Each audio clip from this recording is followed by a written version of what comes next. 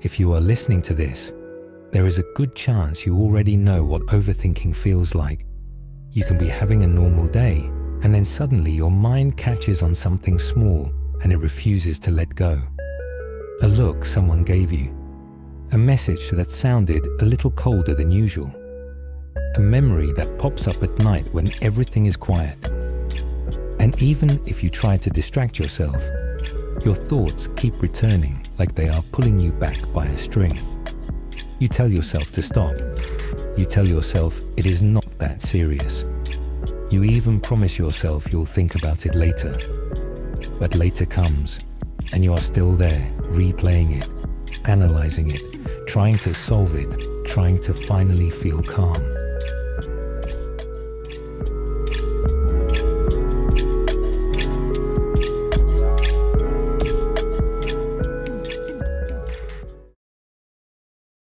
Overthinking is not just thinking a lot.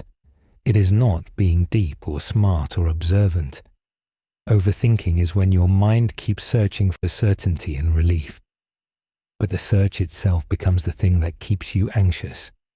It is when your thoughts feel urgent, like if you do not figure this out right now, something bad will happen. And sometimes the bad thing is not dramatic or obvious. Sometimes it is just the feeling of being exposed, misunderstood, rejected, or out of control. So your brain does what it has learned to do. It goes into analysis.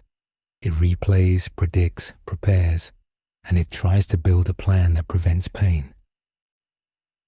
There are two main directions overthinking usually takes, and once you see them clearly, you will start noticing your own pattern.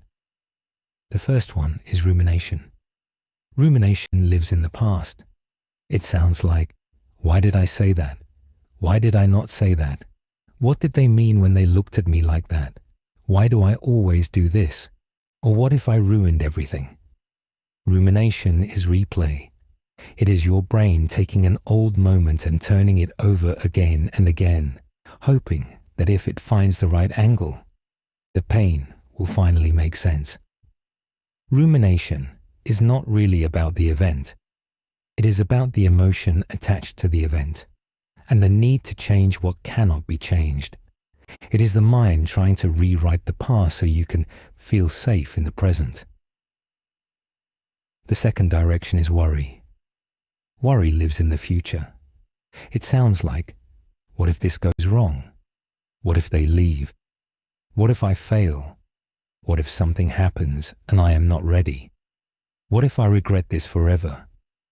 Worry is the mind scanning for threats, predicting outcomes, and trying to build a safety net before you even fall. Worry does not always feel like fear at first. Sometimes it feels like responsibility. Sometimes it feels like being prepared. But if you are being honest, you know the difference between preparation and worry. Preparation moves you forward. Worry keeps you stuck. Preparation ends when you have done what you can. Worry keeps going because it is trying to remove uncertainty completely, and that is a game no human being can win. Unfortunately, your brain prefers overthinking for a reason. It is not random and it is not weakness. Overthinking is often a survival strategy that your nervous system learned over time. When your mind overthinks, it creates the illusion of control. It feels like you are doing something. It feels like you are protecting yourself. Your brain would rather feel exhausted from thinking than feel helpless from not knowing. Because not knowing feels like danger.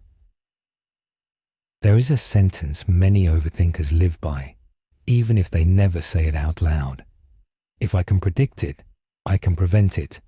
And that belief makes sense if you learned somewhere in your life that surprises are dangerous, that people can switch, that love can disappear, that your safety can change without warning. Overthinking becomes your way of trying to stay ahead. It is your mind saying, I will not let that happen again. But the painful truth is that the more you try to predict everything, the less present you become. And the more present you lose, the less safe you feel. because your mind no longer trusts life to unfold. It only trusts the plan. Overthinking can feel like intuition, and intuition can sometimes feel like anxiety. So how do you tell the difference? Overthinking is loud. It repeats itself, argues, and tries to convince you. It brings 10 reasons, then 20 reasons. Then it changes the reasons and starts again. Overthinking is urgent and restless. It pulls you into the future or drags you into the past. It makes your body tense. It makes you check, recheck, compare, search, and replay. It rarely brings peace. Even when it finds an answer, it keeps questioning the answer. Intuition is quieter. It usually arrives as a simple knowing, not as a long debate. It does not need to prove itself with endless evidence. It tends to be calm, even when it is telling you something difficult. Intuition may not tell you the whole story, but it gives you a direction. It feels grounded. It feels like a clear boundary or a clear pool. And if you notice that what you are calling intuition is making you spiral, making you obsess, making you chase certainty, there is a good chance it is not intuition. It is anxiety wearing a smart outfit. Overthinking rarely appears out of nowhere. Most people do not wake up one day and decide to analyze everything until it hurts. Overthinking is usually something your mind learned because it worked, at least for a while. It helped you feel safer.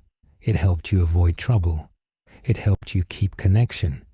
It helped you stay one step ahead of disappointment. And when something helps you survive emotionally, your brain does not forget it. It keeps it. It repeats it. It turns it into a default setting. To understand where overthinking comes from, you do not need to blame your past or turn your life into a tragedy. You just need to be honest about what your nervous system learned about people, about emotions, and about safety. For many chronic overthinkers, childhood had a certain feeling. Not necessarily dramatic, not necessarily abusive, but unpredictable. Maybe love was there, but it was mixed with tension. Maybe you had to be careful. Maybe you learned early that moods can change quickly, that one wrong sentence can create silence, that praise can turn into criticism, that you never fully know what version of someone you'll get. When a child lives in unpredictability, their brain becomes a scanner. It learns to watch faces, tones, footsteps, doors, and energy in the room. It learns to read between the lines because the lines were never enough. Criticism is another powerful teacher. If you grew up being corrected often, compared to others, teased for being sensitive, or made to feel like mistakes were a big deal, your mind may have decided that the safest way to be loved is to not mess up. And when you cannot guarantee that in real time, you start doing it in your head. You replay what you said. You edit what you meant. You rewrite what you should have done. You punish yourself with analysis because you believe it will keep you from being punished by someone else. And then there is the experience of walking on eggshells. When you grow up around someone whose reactions are unpredictable, intense, or emotionally immature, you learn to manage them. You learn to keep the peace. You learn to be the one who notices first. You learn to anticipate. And anticipation is the doorway to overthinking. Because in a home like that, being surprised does not feel neutral. Being surprised feels dangerous. A lot of overthinkers are not weak. They are hyper-trained. They were trained to monitor. They were trained to adapt. They were trained to prevent. Overthinking is often a sign that your mind became responsible for emotional safety long before it should have been. Attachment explains so much about why overthinking becomes intense inside relationships. Attachment is basically what your nervous system expects from closeness. It is not just what you believe. It is what your body predicts. and your body always speaks louder than logic. People with anxious attachment often experience inconsistency, sometimes cared for, sometimes ignored. They tend to seek reassurance, overthink signals, and feel easily triggered by distance or changes in tone.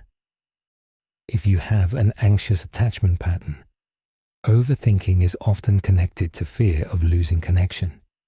Your mind becomes a detective. You search for signs that someone is pulling away.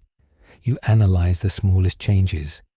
You need reassurance, but you also fear asking for it because you do not want to seem needy.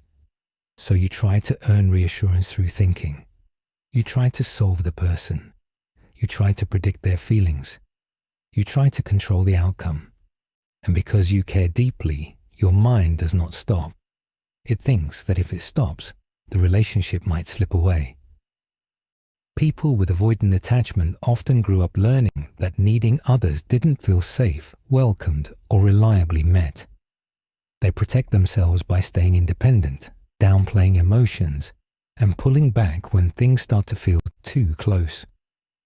If you have an avoidant attachment pattern, overthinking can look different. It is less about chasing someone and more about protecting your independence. You may overthink your feelings because they feel messy, unpredictable, or overwhelming. You may intellectualize everything. You may analyze the relationship like a project instead of experiencing it like a connection. And when someone gets too close, your mind starts listing reasons why it will not work, why they are not right, why you should pull back. Sometimes, avoidant overthinking is the mind building distance so the heart does not feel exposed. People with disorganized attachment often learn that relationships were both comforting and scary. They may crave closeness, but also feel threatened by it, leading to push-pull behavior, reaching out, then shutting down. This style can look confusing from the outside, but is usually a nervous system trying to stay safe while still wanting connection. If you have a fearful or disorganized attachment pattern, overthinking can feel like torture. Part of you wants closeness, and part of you fears it. You can crave reassurance, and then feel trapped when you receive it. You can want commitment, and then panic when it becomes real. Your mind is constantly trying to find safety in a place that feels both comforting and threatening. And this is where overthinking becomes constant, because your nervous system is constantly switching between reaching and retreating. And if you are an introvert, you may relate to another layer. Introverts often process deeply. They reflect, observe, and notice patterns. That is not a problem. That is a strength. Deep processing helps you understand people and understand yourself. But deep processing crosses the line into overthinking when it stops being curious and starts being compulsive. When the goal shifts from understanding to relief. When you are no longer exploring, you are trying to calm panic. When you are not reflecting, you are stuck. Introversion does not cause overthinking, but it can hide it, because people assume you are just thoughtful. Meanwhile, inside, your mind is running circles until you are drained.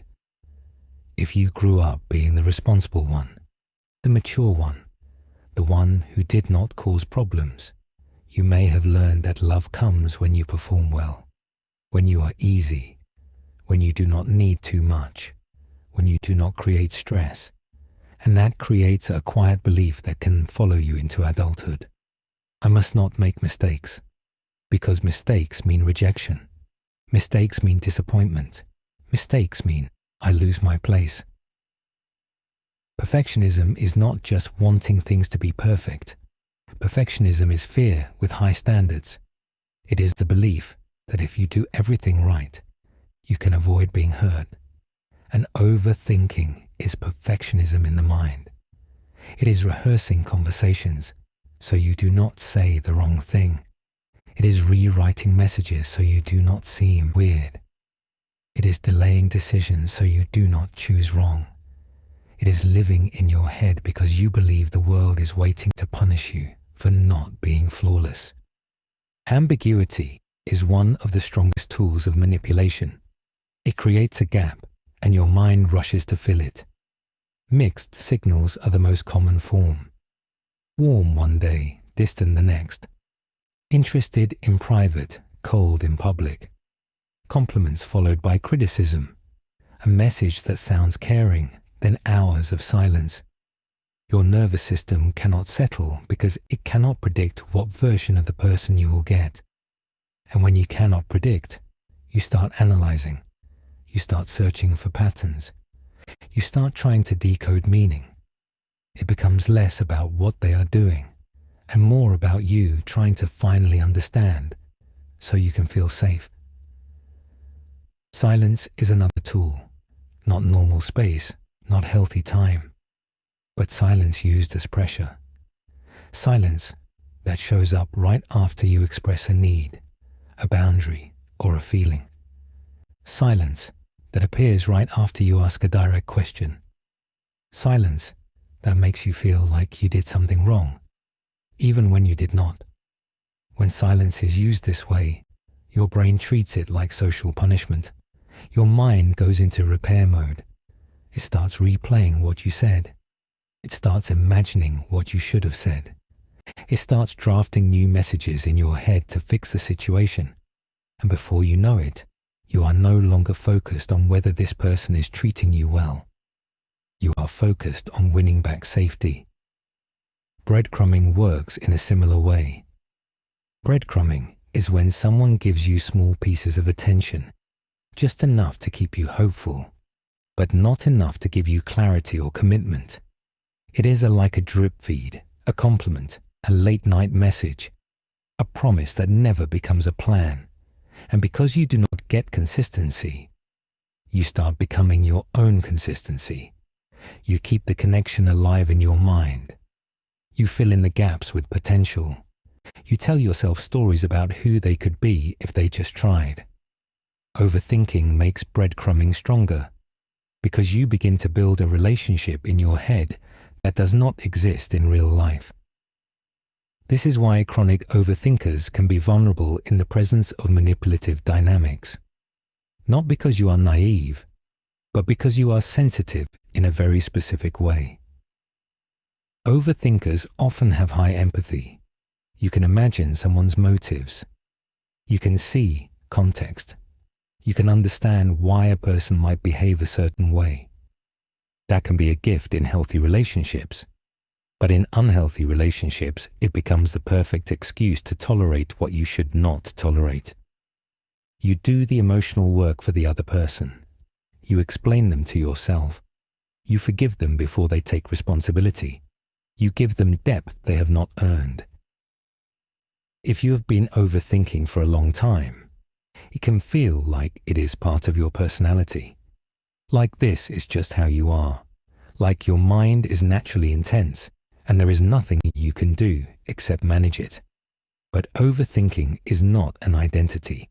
It is a pattern, and patterns can change, not by forcing your brain to be silent, but by teaching it a new way to feel safe. Always remember this. You do not need to be certain to be okay. You do not need to predict every ending to protect your heart. You do not need to replay your life to deserve peace. The part of you that overthinks has been trying to keep you safe, and you can thank it without letting it run your life. You can learn to hold uncertainty without turning it into a story that hurts you. You can learn to trust yourself again, not because the world becomes perfect, but because you become steady.